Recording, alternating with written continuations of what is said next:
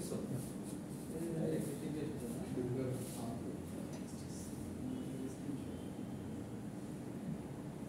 আসসালামু আলাইকুম, কি অবস্থা সবার? জি আলহামদুলিল্লাহ।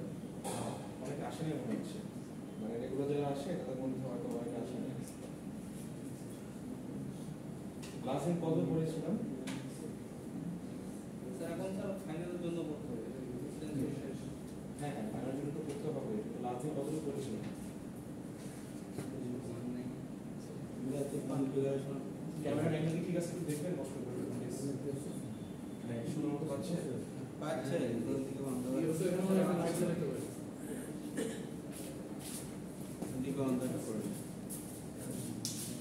হ্যাঁ পুরো অন্ধকার। দেখে দিবে না?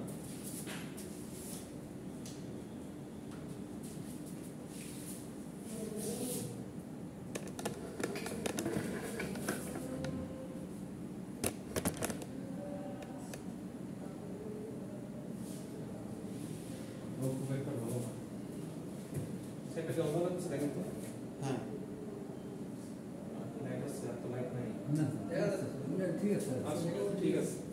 লাস্ট দিন কত পড়ছিলাম? স্যার বীজ এটি এরকম করছিলাম বেসিক কনফিগারেশন আর কি দেখি স্যার এইগুলো করছিলাম হ্যাঁ এরকম সুন্দর যাচ্ছে বীজ এটি আচ্ছা দেখেন, আমরা অলরেডি এই কোর্সটা কি বলে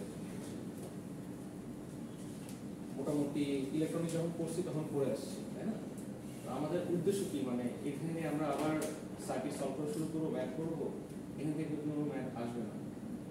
এখান থেকে আপনাদের যে জিনিসটা ইম্পর্টেন্ট সেটা হলো গিয়ে ডিভাইসটা বানাচ্ছে কিভাবে, বুঝতে পারছেন? দেখেন এই ডিভাইসটা ফর্ম হচ্ছে কিভাবে, এই মাথাটা একটু বাঁকা, এটা আবার এরকম হাফ সার্কেল, হ্যাঁ, এটা আবার দেখেন ডাইস আছে, ডাইসের মতো, ওকে, এই ট্রানজিস্টরটাও দেখেন নরমাল। তো এই শেপগুলো একটা ক্ষেত্রে একরকম কেন? কোনটা হলো যে এনপিএন, কোনটা পিএনপি, কোনটা হলো যে এনপিএন এর মধ্যে আবার ডিফারেন্ট ভ্যারিয়েশন আছে, পিএনপি এর মধ্যে ডিফারেন্ট ভ্যারিয়েশন আছে, বুঝতে পারছেন? আচ্ছা, প্রত্যেকটা ক্ষেত্রে একটা জিনিস কমন, সেটা কি বলেন তো? ইবিসি বা বিইসি বা সিবিই, হ্যাঁ, কালেক্টর, বেস আর এমিটার, এটা থাকবে। আচ্ছা, এখন বেস সবসময় মাঝখানে থাকবে এমন কথা নাই, তাই না? বুঝতে পারছেন? বেস সবসময় মাঝখানে থাকবে এমন কথা নাই, বেস যে কোনো সাইড থাকতে পারে। তো ওই বেসের উপর ভিত্তি করে বা আপনার কালেক্টর এমিটারের পজিশনের উপর ভিত্তি করে আপনার ফ্লো অফ ইলেকট্রন ভ্যারি করে কি হয় বলেন তো? ডিফারেন্ট ডিফারেন্ট ভ্যারিয়েশন আমরা পাই। আপনি পাওয়া যায় সিবিসি আর ইসিবি দেখেনি কথা, ইবিসি আর কি ছিল, ইবিসি আচ্ছা, এখন খেয়াল করে দেখেন, আমরা এই যে ডিফারেন্ট ডিফারেন্ট শেপ গুলো, এগুলো দেওয়ার কারণ কি বলেন তো? শেপ একরকম, এটা শেপ একরকম, কারণ কি বলেন? না, আমরা তো সলিড স্টেট ডিভাইস করতেছি, তাই না? তো ডিভাইস সম্পর্কে জানতে হবে, তো এগুলোর কারণটা কি বলেন, বলতে পারবেন? তারপর এখানে দেখেন এই জায়গাটার মধ্যে কালেক্টর আছে, কালেক্টর নাই, তাহলে কালেক্টর কোথায় গেল বলেন?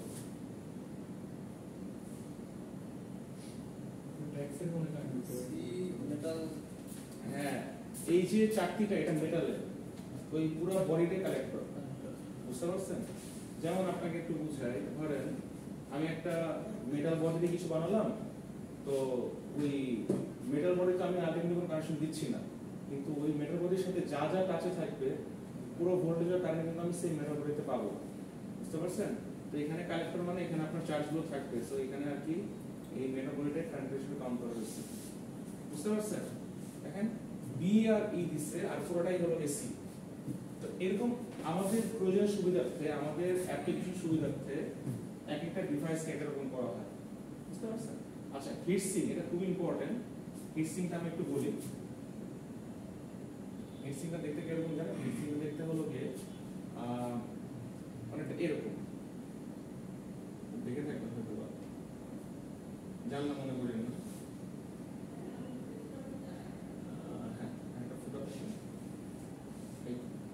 হিট সিঙ্কের ট্রানটা এরকম এইরকম একটা শেপ, এরকম একটা শেপ। এই শেপের মধ্যে কি হয়, তো এই ট্রানজিশনে ফুটা দেখতেছেন না, হোল। হিট সিঙ্কটা আপনি বসাই দিবেন, ওখানে একটা হোল থাকে, আপনি নাট দিয়ে ওকে টাইট দিতে পারবেন। হিট সিঙ্ক কখনো ইউজ করছেন তো? জি স্যার। হিট সিঙ্ক ইউজ করছেন? অ্যালুমিনিয়ামের হয়। হ্যাঁ, অ্যালুমিনিয়ামের হয়। তো ওটা দিয়ে কাজটা কি বলেন তো? ঠান্ডা ওটা গরম হলে অ্যালুমিনিয়ামের হচ্ছে গরম চলে যায়। তাক লাগে শোষণ করে। তাইলে এখানে কি হচ্ছে, মানে আমি ওটাকে গরম করে আমি কি করতে যাচ্ছি? হিট সিঙ্কটা গরম হয়ে গেলে আমার লাভটা কি? মানে আমার যে ডিভাইসটা অতিরিক্ত গরম যাতে না হয় ওইটা শুষে নেয়, মানে পরীক্ষা আসলে লিখতে পারবেন না এগুলো? আচ্ছা, এখন কথা হলো আমার ডিভাইসটা নিয়ে নিচ্ছে, তাহলে এই হ্যাঁ হ্যাঁ, এই প্রসিজারটা কি বলা হচ্ছে, মানে এটা কোন নীতিতে চলতেছে যে আমার ডিভাইসটা যদি গরম হয়ে যায়, হিট হয়ে যায়, সেক্ষেত্রে হিট সিঙ্কটা তাপটা নিয়ে নিচ্ছে। তো এটা কোন মানে কোন নীতি ফলো করে? তাপগতিবিদ্যা নীতি ফলো করে না, থার্মোডাইনামিক্স। আচ্ছা, এখন থার্মোডাইনামিক্সের আমি যদি হিসাব করি, আবার রোল নম্বর চলে যাওয়া লাগবে। আপনি যদি আমাকে একটু বলেন যে কি থেকে কি কনভার্ট হচ্ছে, মানে আমার আলটিমেটলি যে তাপটা পাচ্ছে এটা কোথা থেকে আসলো? স্যার ইলেকট্রিক্যাল যে ফলোটা হ্যাঁ, আপনি ঠিক কথা কারেন্ট গুলো দেবে। কারেন্টটা ফলো হচ্ছে তখন স্যার এটা মানে গরম হচ্ছে। ইলেকট্রিক্যাল শক্তি হচ্ছে তাপ শক্তিতে হ্যাঁ, এটার মধ্যে বিদ্যুৎ শক্তি তাপ শক্তিতে রূপান্তরিত হচ্ছে, সোজা বাংলা, জি, বুঝতে স্যার। পারছেন? তো বিদ্যুৎ শক্তি যে তাপ শক্তিতে রূপান্তরিত হচ্ছে, তাহলে এখানে কি হতে পারে বলেন তো? ধরেন বিদ্যুৎ শক্তিটা কত ভোল্ট? 7 ভোল্ট। তাপ শক্তি সামথিং কোন জুল তৈরি হলো, হ্যাঁ? তো এই ভোল্টেজটা যে কনভার্ট হচ্ছে, এটাই হলো যে তাপগতিবিদ্যা নীতি ফলো করে সে এখানে আপনার জুলে কনভার্ট হচ্ছে। তার মানে এক শক্তি থেকে আরেক শক্তিতে রূপান্তরিত হচ্ছে। এখন আমার কোশ্চেন হলো গিয়ে না, ওই ক্যালকুলেশন তো লাগবে না আপনাদের, কত ভোল্ট কত এইগুলো। আচ্ছা, এই যে হিট সিঙ্কে এখানে ভালো করে দেখা আছে, একটা ফুটা থাকে, এগুলো আমরা ইউজ করা হয় না। এটা তো কালো, এটা মনে হয় আপনার কালার করছে, ইউজুয়ালি অ্যালুমিনিয়াম হয়, এই যে এই কালারটার মতো সাদা, PP1 সাদা কালার। আচ্ছা, তো ডিভাইস সম্পর্কে একটু ভালো আলোচনা করলাম। এখন দেখেন এগুলো পড়ে আসছে যে বিজেটি এনপিএন ট্রানজিস্টর অপারেশন। হ্যাঁ, দেখেন বেসটা থিন হবে এবং লাইটলি ডোপড হবে, ঠিক আছে? হালকা ডোপায়ন করা হবে, মানে কি ওটা ভেজাল করা হবে শুধু আমাদের বলতে গেলে। আচ্ছা, emitter is more heavily doped than the collector. তার মানে কি বলেন, ইমিটারটা কি বেশি ডোপ হবে না কার থেকে? কালেক্টর থেকে। আচ্ছা, আর সবচেয়ে কম কে? বেস। এটা বুঝে নাই কে বলেন? ধরেন আপনি এখন আছেন, আপনাকে আমি পানি খাওয়াইলাম, পেটটা কি একটু হালকা ভরবে না? জি। এরপরে আমি আপনাকে হলো যে নাস্তা করালাম, রুটি আর সবজি, এবার কি একটু বেশি ভরবে না পানি খাওয়ার থেকে? জি। এবার আপনাকে ধরে বাঁধে খাইছে একদম হলো দুটোর কাছে খেলে কি পেট ফুলে যাবে না? এই যে এটাই দিচ্ছে, বুঝতে পারছেন? এই কাজটা দিচ্ছে এখানে। এখানে দেখেন base is thin and lightly dope, তার মানে এই সবচেয়ে পাতলা, একটু মোটা হয় আর এরকম হয়। খেয়াল করে দেখবেন যখন আপনি ট্রানজিস্টর রাখেন সবগুলো কিন্তু এরকম না, এটা কি ইট না, হ্যাঁ, দেখবেন যে এটা এই যেভাবে থাকে, বুঝতে পারছেন? এক সাইড শেপে 60-40 আকারে, মাঝখানে একটু সাইডে থাকে, খেয়াল করে দেখবেন। আচ্ছা, ওই আমি যেটা লিখছি না এখানে, এখানে একটা ভি লাগাই দেন, এখানে ভি, এখানে ভি, তার মানে আচ্ছা আচ্ছা, আপনি ভুল করবেন। Emitter is more heavily doped than collector. আমি সবচেয়ে বেশি হলো যে কালেক্টর। ও, আমি উল্টা লিখছি। আচ্ছা আচ্ছা, উল্টা লিখছি। যাই হোক, বুঝলেন, বয়সে গেছে তো। আচ্ছা, হ্যাঁ, বি আর ই যে জাংশনটা আছে, আচ্ছা আমি আগে সিবিই লিখে নিই। হ্যাঁ, এটা সিবিই ফরম্যাট। বেস ইমিটার জাংশনটা কি? ফরওয়ার্ড বায়াস থাকে, তাহলে বেস ইমিটার জাংশনটা কি থাকে? ফরওয়ার্ড বায়াসে থাকে। আর কি বলছে? বেস কালেক্টরটা রিভার্স বায়াসে থাকে। দেখা তো মনে পড়ে নাকি বেসিক বিজেটি ফরম্যাট? আমি যদি একটা ফরওয়ার্ড দিয়ে একটা রিভার্সে দিব না, দুইটা ফরওয়ার্ড দিলে কি কোনো চলবে? মানে হবে আপনার, মানে আপনার তো অপারেশনই হবে না। অলওয়েজ একটা ফরওয়ার্ড থেকে রিভার্স রাখতে হবে, বুঝতে পারছেন? আচ্ছা, আবার কি বলছি যে diffuse from emitter to base, তার মানে ইলেকট্রন কি করে ইমিটার থেকে বেসের দিকে যায়, ইমিটার থেকে বেসের দিকে যায়। ওই যে আপনারা লাস্ট দিন দেখে আসছেন এভাবে করে, মনে করেন এটা তো ভেতরের দিকে। হ্যাঁ। আচ্ছা, as the base junction is reverse biased, there should be no flow of electron from base to collector. দেখেন তো, এই যে বেস থেকে কালেক্টরের দিকে কি কোনো ইলেকট্রন যাবে? কোনো ইলেকট্রন যাবে না, কারণ কি রিভার্স বায়াসে আছে। ফরওয়ার্ড বায়াসে ইলেকট্রন যায়, রিভার্স বায়াসে কি হয়, ওয়ালটা বৃদ্ধি পায়, পটেনশিয়াল ওয়ালটা বৃদ্ধি পায়, যার জন্য কি কোনো ইলেকট্রন এপাশ থেকে ওপাশে যেতে পারে না। আচ্ছা, তারপরে আমি কি বলছে, BUT as base is thin and BGT হয় মনে হয়, and emitter region is A plus heavily doped, electron have enough momentum to cross the base emitter electron. আচ্ছা, ওই যে বেস এমিটারে কি হয় বলেন, ডোপায়ন থাকে, বেস এমিটারে কি হয় বলেন তো, ডোপায়ন থাকে না, কি বলছে, emitter region is enough momentum to cross the base, momentum মানে কি জানেন, গতিশক্তি, তার মানে ইলেকট্রনের সেই রকম গতিশক্তি থাকে যে কি করবে, বেসটাকে ক্রস করতে হবে, কাটে যেতে পারবে, বুঝতে পারছেন? বলেন এই যে এমিটার টু বেস যে আমি বললাম, এখন আমার যদি এটা বেশি হাই ডোপ থাকে, বেসটা কি পাতলা না, লেখা তো উপর লেখা আছে না, বেসটা কি পাতলা না, তিন লেখা আছে কিন্তু তিন পাতলা, তার মানে এই যে এমিটারে এত পরিমাণ হাইলি ডোপ n প্লাস মানে ডোপায়ন চার্জ থাকে, তার যে গতিশক্তিটা, চার্জ যখন মুভ করে প্রত্যেকটা মানে মুভমেন্টে কি থাকে, মোমেন্টাম থাকে না, হ্যাঁ, আমি যদি এখান থেকে এখানে হাঁটি, তার মানে আমার একটা মোমেন্টাম আছে না, তো সেই ক্ষেত্রে একটু যদি মুভ করে এখান থেকে এখানে, সে কি করবে, ধাক্কা পাবে, হালকা ধাক্কা পাবে, কিন্তু বলা হয়েছে যে তার গতিশক্তি এত বেশি থাকে, এত বেশি মানে এমন না যে সব উড়ে চলবে, যতটুকু দরকার আর কি ওয়াল ভাঙার জন্য, যে বেসটাকে ক্রস করে সে কি করতেছে, কাটতে চলে আসতেছে, বুঝতে পারছেন? এই বেসিকটা এখানে বলা হয়েছে।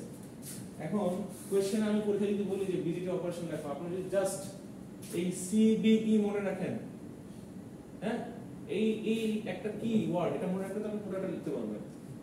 তার মানে কি মাঝখানে একটা আমি দুটো দাগ দিয়ে দিব, তাহলে আমি বুঝতে পারতেছি, আমি আগে জানি যে এটা হলো পাতলা, এটা কি ফরওয়ার্ড আর এটা রিভার্স,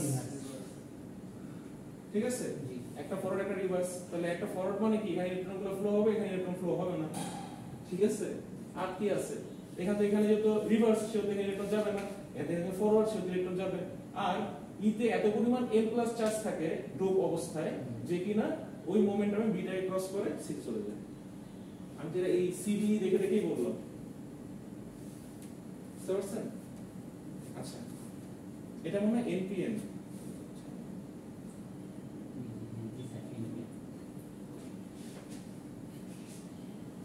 এই যে কথাগুলো বললাম না, এর মধ্যে সুন্দরভাবে লেখা আছে, বুঝতে পারছেন? এই যে forward bias plus minus plus plus এই প্লাস প্লাস মাইনাস,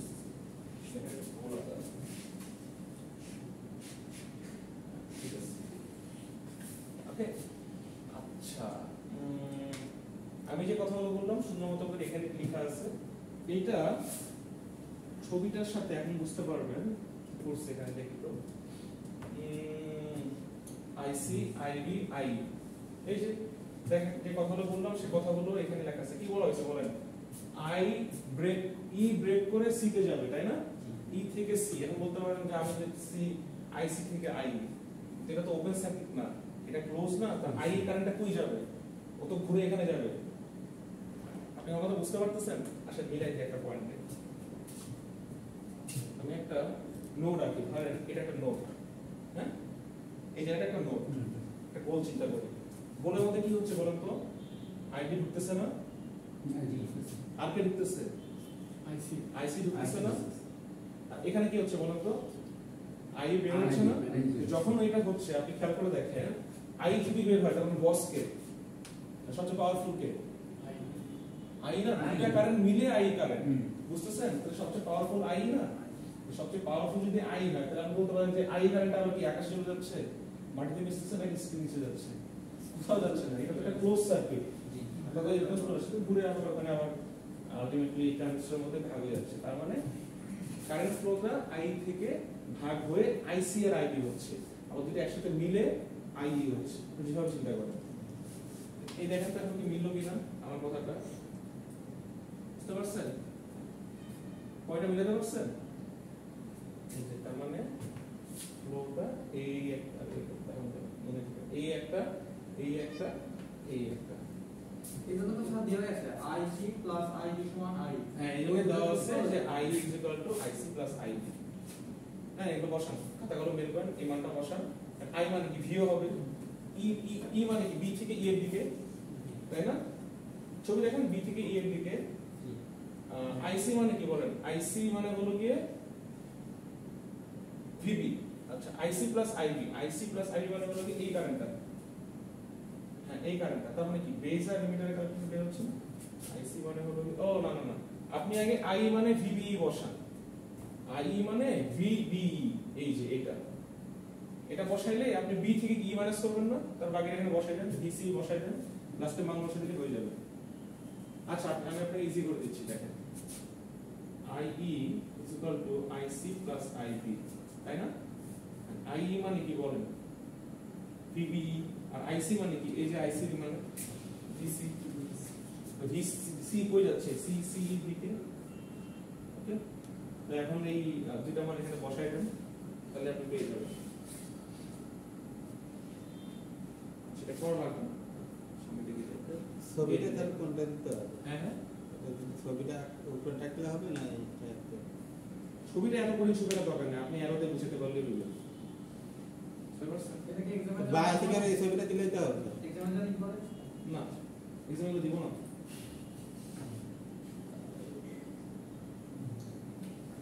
ভিডিও করে।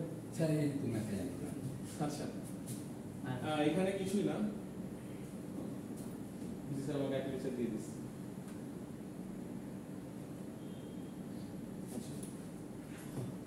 এটা ইন সেন্স কিছুই না, কারণ কি বলেন তো, আপনি জাস্ট গেইনটা এখানে অ্যাড করবেন, বুঝতে পারছেন? গেইনটা নিয়ে কাজ করবেন, ওকে? কারণ আপনার ট্রানজিস্টর উদ্দেশ্য কি বলেন তো, অ্যাপ্লিকেশনে কাজ করা, বিবর্তীকরণে কাজ করবেন, সুইচিং করবেন। তো এটা হলো কি আপনার অ্যাম্পলিফিকেশন, বুঝতে পারছেন? কত গুণ বৃদ্ধি পাচ্ছে। কারণ আপনারা সিগন্যাল নিয়ে কাজ করতেছেন, সিগন্যালের ম্যাগনিটিউড হলো গিয়ে 5, করে থাক নিচে 5, অ্যাম্পলিফাই করে সেটাকে 10 আপনি পেতে পারেন। যদি এরকম হয়, আমরা তাহলে বুঝতে পারেন নাই, যদি এই পাশে 5 ধরি, এই পাশে 5 ধরি, x অক্ষ y অক্ষ, তাহলে 5 আর 5 মিনিট পুরো সিগন্যাল 10 হচ্ছে না? তখন আমি এটাকে আরো গেইন করে এটাকে হলো 10-20 বানাতে পারি। Common emitter configuration. আচ্ছা, আপনারা যদি একটা বিষয় থাকেন, যেমন আগেটা কি ছিল বলেন তো, মাঝখানের অংশে কি ছিল? এই ছিল না, এটা কি বলতে পারি আমরা বলেন তো? Common common base configuration. আচ্ছা, কমন এমিটার মানে কি? বুঝতে পারতেছেন এমিটারটা মাঝখানে আছে, ছবিটা একটু দেখে নিতে হবে।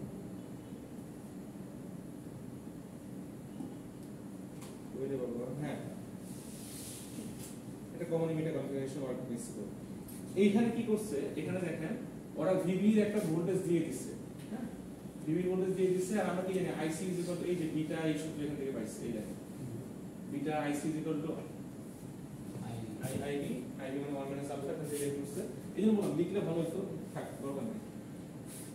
আচ্ছা, এইখানকার মেইন উদ্দেশ্য একটাই, সেটা হলো গিয়ে আইসি যদি আমার বৃদ্ধি পায় তাহলে ভোল্টেজটা ড্রপ হবে, এবং আরসি এর ক্ষেত্রে আপনার রেজিস্ট্যান্সটা বেড়ে যাবে। আবার ওইদিকে ভিসি হলো গিয়ে গ্রাউন্ডের দিকে ড্রপ করবে।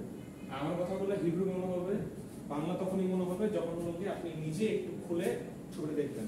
কারণ আমি এখানে যে ব্যাখ্যাগুলো দিলাম, সেই ব্যাখ্যা এখানে দেওয়া যায়, ছবিটা আপনাকে ভালো করে বুঝতে হবে। আচ্ছা, এই যে ছবিটা দেখেন, ঠিক আছে? এই যেমন একটা পয়েন্ট দেখেন যে আইসি ইনক্রিজ করলে voltage drop across RC increase. এখানে যদি আইসি ইনক্রিজ করে তাহলে এই যে দেখেন তো আইসির সাথে কোন রেজিস্ট্যান্স আছে? আরসি না? আইসি ইনক্রিজ করলে কি হয় বলেন? V IR না? হ্যাঁ, তাহলে আমার যদি V IR হয়, তাহলে I মানে কি? আইসি, R মানে কি? আরসি। তাহলে I যদি বাড়ে, ঠিক আছে, আমার আলটিমেটলি এখানে কি আরসি বেড়ে যাচ্ছে না কারেন্টের মধ্যে? কি বলছে এখানে দেখি তো, ওই রোধের অ্যাক্রসে কি আমার ভিটা বিষয় হচ্ছে না? কি লিখছে এখানে? এই যে ভিসি ড্রপ, তাহলে এখানে আমি কি ভিসি পাচ্ছি না, ড্রপ হচ্ছে না এই জায়গাটায়? এটা এখানে বলছে যে আমার যদি কারেন্ট বাড়ে, ওখানে কি করতেছে, ওই ভোল্টেজ ড্রপটা আরসি ইনক্রিজ, ওই ভোল্টেজ ড্রপটা আরসি ইনক্রিজ এবং ভিসি ড্রপ ড্রপস ডাউন। আপনাকে এই ছবিগুলো দেখে একটু বুঝতে হবে যে কোথায় কি হচ্ছে না হচ্ছে। এই ছবি দেখলে আপনি পারবেন। তাহলে এই ছবিটা এখানে লিখে রাখেন, এটা কি? Common emitter configuration. বুঝতে পারছেন? এটা হলো কি কমন এমিটার কনফিগারেশন। এগুলো পড়ে আসেন আপনারা, হ্যাঁ? এখন দেখেন একটা ইনপুট ক্যারেক্টারিস্টিক্স দেখি, এটা কিসের ইনপুট ক্যারেক্টারিস্টিক্স বলেন তো কেউ? তো বলতে পারবেন?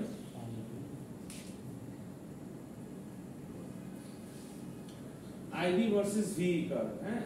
as VC increase, more V required to turn the B on, so that IV is greater than 0. Look like and PN junction there IV characteristics. আচ্ছা, আপনারা যে PN জংশনের IV characteristics গ্রাফটা পড়ছেন মনে আছে? কেউ কি বলতে পারবে কি ছিল? কারণ মনে নাই। আচ্ছা, এখানে কি হয়েছে বলতে পারবেন? এটা কি বলছে? একটা IV আর VB গ্রাফ না? আচ্ছা, এখানে কি হয়েছে? VC টা যদি ইনক্রিজ হয়, একটু আগে দেখালাম আপনাকে, এই যে এই ছবি VC টা যদি ইনক্রিজ হয়ে যায় তাহলে সে কি বলছে? more VB required to turn on the more VB required. আচ্ছা, এই দেখেন, এটা যদি আবার বৃদ্ধি পায় তাহলে আমার VB এর মানটা কি হতে হবে? আরো বেশি হতে হবে। বুঝতে পারছেন? তার মানে কি C আর B যদি আমি লিখি তাহলে আমার B টা বেশি হচ্ছে VC VB। এখন B তো আর এমন হবে না, যেহেতু কমন এমিটার, তাহলে আমি B দিয়ে দিচ্ছি। তার মানে আমাকে এখানে বলতেছে যে VC টা অলওয়েজ বেশি হতে হবে। এইজন্য খেয়াল করে দেখেন, একটা সার্টেন টাইম পরে কার্ভটা এভাবে করে গেছে CE1 VCE2 VCE2 VCE1। তার মানে আমার এই কোন গ্রাফটা বড় বলেন? প্রত্যেকটা আমার মানটা বেশি পাইছে। এই CE2 টা, হ্যাঁ, এটাতে না CE2 তে না, এটাই বোঝানো হচ্ছে যে আমার CE2 এর মানটা অনেক বেশি। VC1 এর সাথে বেশি। হ্যাঁ, এটা কেন করলাম বলেন? আমি এক্সট্রা এটা কেন CE2 নিলাম? বলেন এটা কি হবে?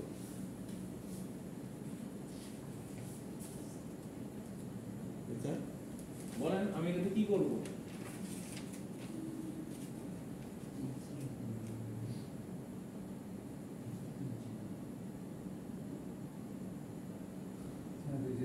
PN junction direct IV characteristics. আমাকে বলে দিচ্ছে যে IB অলওয়েজ 0 থেকে বড় হবে। সো IB এর মানটা অলওয়েজ 0 থেকে বড় হবে। এটা সার্টেন টাইম পরে আমি VC কার্ভ আঁকলাম। এই কার্ভ থেকে আমি দেখলাম যে আমার VC টা ইনক্রিজ হচ্ছে, আলটিমেটলি আমার VB কার্ভ VB লাইনে VC টা অলওয়েজ কি হবে? যত আমি বেশি টানতে পারবো তত বেশি হবে। কিন্তু খেয়াল করে দেখেন, আমি কি ইচ্ছা মতো টানতে পারবো? বলেন, আমি একটা সার্টেন টাইম পর্যন্ত আমার একটা মিনিমাম স্পিড ভোল্টেজ দিতে পারবো VC তে। বুঝতে পারছেন? সেই ক্ষেত্রে এটা আমার ইনপুট, কিন্তু আউটপুট না, এটা আমি দিতে পারবো। মনে করে দেখেন, এবার আমার আউটপুটটা দেখেন। এবার যেন মনে পড়ে নাকি?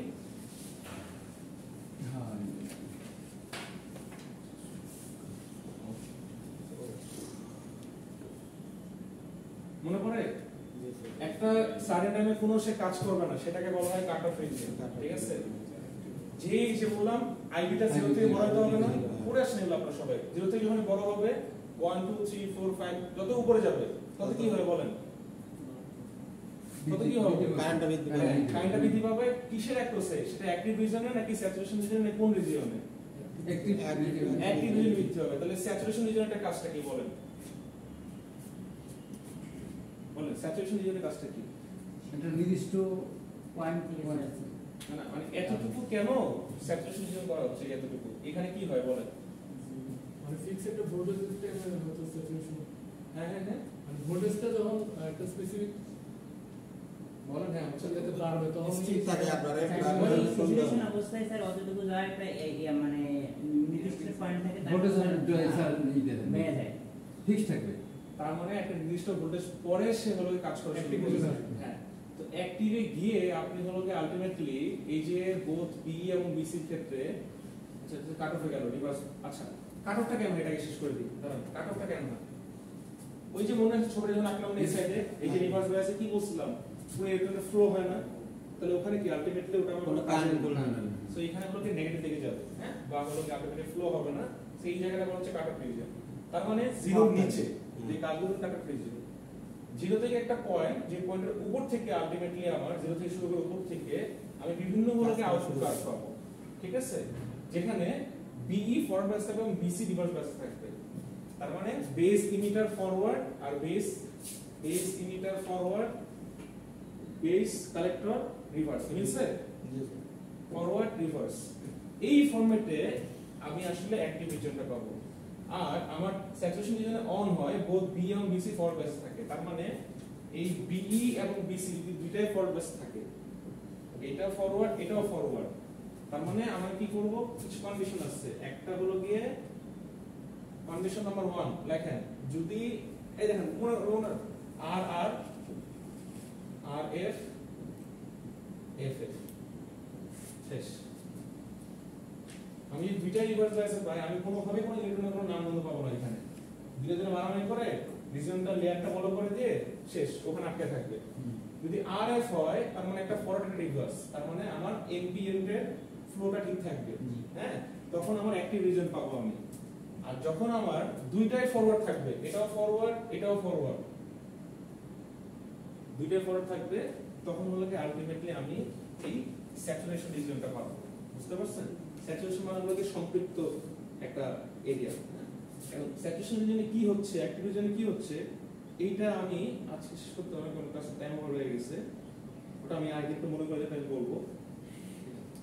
বিজিটি এর সুইচ, তার মানে আমি চাইলে বিজিটিটাকে সুইচ ইউজ করতে পারি। আচ্ছা, এই দেখেন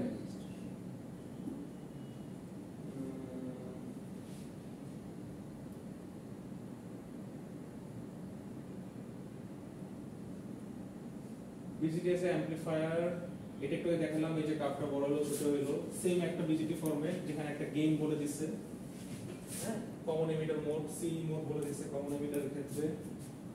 আর কি আছে, এই ম্যাথ লাগবে না আপনাদের, বিজিটিএস অ্যাম্পলিফায়ার এর ম্যাথ কিছু লাগবে না, এই জাস্ট দেখা যাচ্ছে।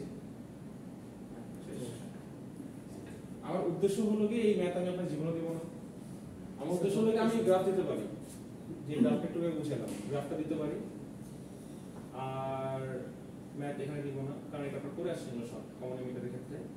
আমার উদ্দেশ্য হলো কি এই যে গেইনের কথা বলতেছি, গেইনটা কিভাবে আলটিমেটলি আমার এখানে অ্যাপ্লিকেবল হচ্ছে। তারপরে আমি যেখানে বলছি সুইচ 1 সুইচ 2, হ্যাঁ, যে সুইচটা আমার কিভাবে কাজ করছে। তারপর ট্রানজিস্টর মানে টিটিএল আমরা পড়ে আসছেন, যে ট্রানজিস্টর লজিক টিটিএল সুইচ যেটা আমরা বলি, মানে আমি ট্রানজিস্টরকে ইউজ করতেছি, সার্কিটে আমি ভ্যারিয়েশন আনতেছি, ওটা সুইচ হিসেবে কাউন্ট হচ্ছে। এই সুইচ মানে কিন্তু আপনার এই বাতির সুইচ না, এই সুইচ মানে কি বলতো?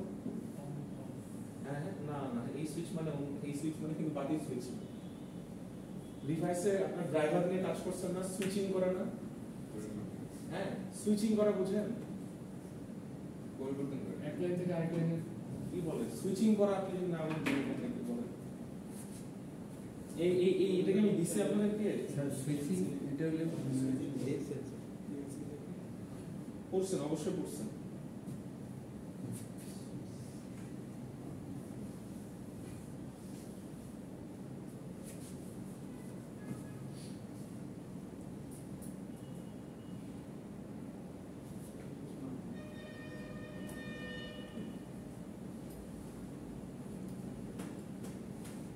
স্যার সুইচিং একটু স্যার আমি যদি ওই যে আমরা যখন ট্রান্সফরমার বা ওই যে কি বলে পিএফআই এলডিএসটি ওগুলো বিভিন্ন যে সুইচিংয়ের জন্য যেগুলো ডিভাইস ব্যবহার করি, হ্যাঁ, সেই ঠিকই বলছেন, কিন্তু ডিভাইস না, যে ডিভাইসের মধ্যে ট্রানজিস্টর আছে, সেই ট্রানজিস্টর কাজটা করে। সুইচিং আসলে কিছুই না, আপনার ফ্লো অফ ইলেকট্রনটাকে সে হলো গিয়ে ওই যে কাট অফ রিজিয়ন আর তিনটা অবস্থান স্যাচুরেশন রিজিয়নের মধ্যে আপনার একটা ভেদ আনে, আর এই ইলেকট্রনের ফ্লোটাকে সে কন্টিনিউ করে দেয়। এই যে হলো কি আলটিমেটলি সে কি একটা সুইচের মতো কাজ করতেছে না, ফ্লোটাকে বাধা দিচ্ছে আর ফ্লোটাকে চালু করে দিচ্ছে, হ্যাঁ। তো এটা আলটিমেটলি একটা ডিভাইসের জন্য, একটা ড্রাইভারের জন্য সবচেয়ে বেশি কাজে লাগে, হ্যাঁ, মোটর ড্রাইভার, যে কোনো হলো গিয়ে ইনভার্টার ক্ষেত্রে, হ্যাঁ, কনভার্টার, সব জায়গায় আপনার এই সুইচিংটা খুবই বেশি ইম্পর্টেন্ট, যেটা হলো কি বিজেপির সাথে করা যায়। যদি না করা যায় তাহলে হলো আলটিমেটলি আপনারা কিছু করতে পারতেন না, ইভেন টিভিও দেখতে পারতেন না। গাড়ির ডালগুলো তো এটা ব্যবহার করা, হ্যাঁ, এটা ভালোই জানেন, খালি গ্রুপে তো উল্টা কাজ দিতে